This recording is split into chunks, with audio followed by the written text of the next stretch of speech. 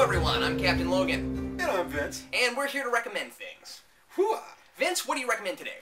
I am recommending a CD. Ta-da! It is Throw Rags. I don't know which album this is, but it's 13 Feet and Rising. It's a terrific album. There's 14 songs on this thing. It's almost a throwback to old rock and roll. It's I don't know what era this would be from. It's almost something entirely of its own. It's just, this is what to me rock and roll is, because you have so much rock right now that doesn't know what it's trying to be.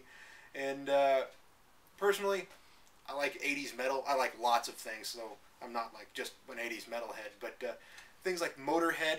And the reason I bring that up, Motorhead, they're one of the main musicians in Motorhead, Lemmy Kilmister.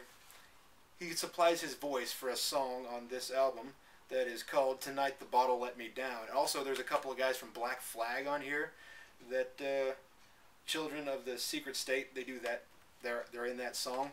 It's a terrific album. I know it's not particularly geeky, but I bring it because of the first song. Swing Set Superman. It says Superman. I mean, come on. And where can we find this disc, Vince? I think your best bet's Amazon, actually. Because if you walk into a store, is it kind of underground, or? I don't know. I saw them in that band, so. I saw them in a bar in Lawrence, Kansas, and I bought the album from them. Oh. What's the year on it? I mean, is this their most recent, or? I think it's their most recent. They have 4 albums out right now, and if they're getting people, this is 05, so. If they're getting people like Lemmy and some guys from Black Flag. Good call. Yeah, they can't be that underground if they got Black Flag on there. Yeah, I don't think they're doing like remarkably well, but they're definitely the like the working man kind of rock and roll band. Mm-hmm. And they put on a terrific show. If you ever get the chance, if Throw Rags in your town, you're gonna see some stuff that's pretty strange, but it's worth going to see. And the guys in the band are terrific people. They're just really cool, mellow guys. So cool. It's such a great album. I'll have to listen to it. There is profanity in it. I'm going to warn you. But it's terrific. I love it so much. Today I'm going to recommend something entirely different.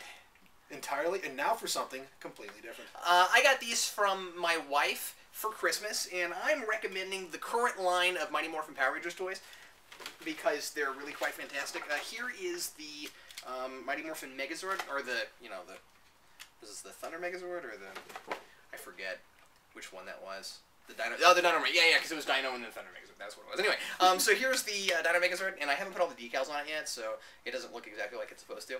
But yeah, because I've taken this out of the box and haven't done anything with it yet. But but it's cool because these look a lot like the original toys from Mighty Morphin, only they're not exactly remakes. Like, they really are a new line, which is kind of neat. These are smaller than they used to be. I think the old ones were another 4 or 5 inches taller than this, even, and bigger. I mean, the old Megazords used to be a lot bigger. Like, I've still got the Zeo Megazord, which is quite a bit bigger than this. But, like, this guy comes apart, and all the Zords come apart and all that. So, so it's cool. And then I've also got the 2 of the figures from this line. They finally put out an Alpha 5 figure, which I was like, fantastic. Isn't that great? Yep. Alpha. They put him out before? Well, I don't know if they had or not. I know in the original line, I'm pretty sure there wasn't one. I don't remember ever seeing one. Anyway, even if they did, I'm pretty sure there was never a Zordon head that came with it. Oh, that's a good point. Which is just hilarious. And then, because like when I was a kid, I had the Command Center, which I think came with like a little Alpha, but it didn't look like this. It wasn't this good. And it had a big Zordon, and you could actually like talk through the Zordon. It tried to make your voice sound like Zordon, but all it really did was buzz and sound silly. And then she also gave me the Goldar from that line, and his wings come off, which is cool. But anyway, I've seen all the other ones, and I haven't bought any more. But anyway, it's a good line. It's really neat, and I'm happy they've done it. What I don't recommend is the reason they made these, which is the remastered versions of the show that they're putting out weekly right now.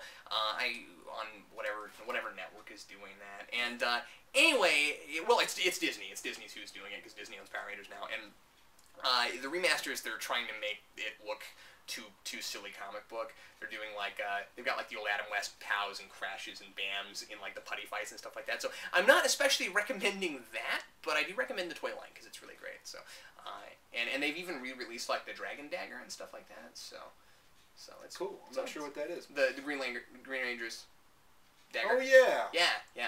That Okay. is greatly sought after by collectors these days of the old one, but they've made a new one. Now to prove my ignorance, is that the flute thing? Yes. Oh, okay, good. I guess I didn't prove my ignorance. The Green Ranger had that, and he could blow through it, and it was like, and then the White Ranger had Sabo, which was a talking sword that had a British accent. I used to have that. Did you really? Yeah, I did. I had some later weapons. I had some of the Zeo stuff and stuff like that, but. I loved that thing. Not because it was from Power Rangers, but just because I thought it was cool. I'm like, dude, it's got a dragon head on it. Yeah, that's what we recommend this week. I'm Captain Logan. And I am Vince. And we'll see you next time. Thanks for watching.